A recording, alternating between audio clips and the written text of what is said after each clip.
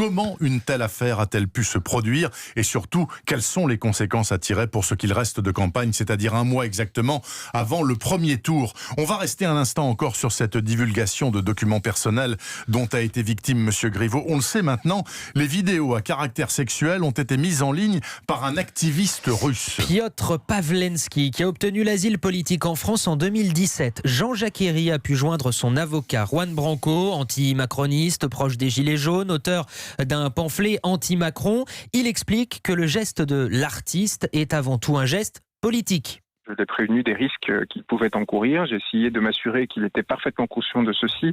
Et les éléments qu'il m'a donnés semblent indiquer qu'il était tout à fait confiant dans le sens de sa démarche. Il a vu un homme politique français exposer son intimité dans des journaux de papier glacé et essayer d'arracher des voix à travers une opération de propagande, dans Closer, Gala, etc. Et cette opération de propagande s'appuyait sur l'instrumentalisation des valeurs de fidélité, de famille, ainsi de suite. Et il a voulu dénoncer la tartufferie d'un homme politique qui ne faisait pas ce qu'il disait. Et dès le moment que les hommes politiques jouent à cela, ils doivent s'attendre à être exposés en retour sur leurs agissements qui sont contradictoires avec leurs paroles. Il va y avoir d'autres photos, d'autres vidéos?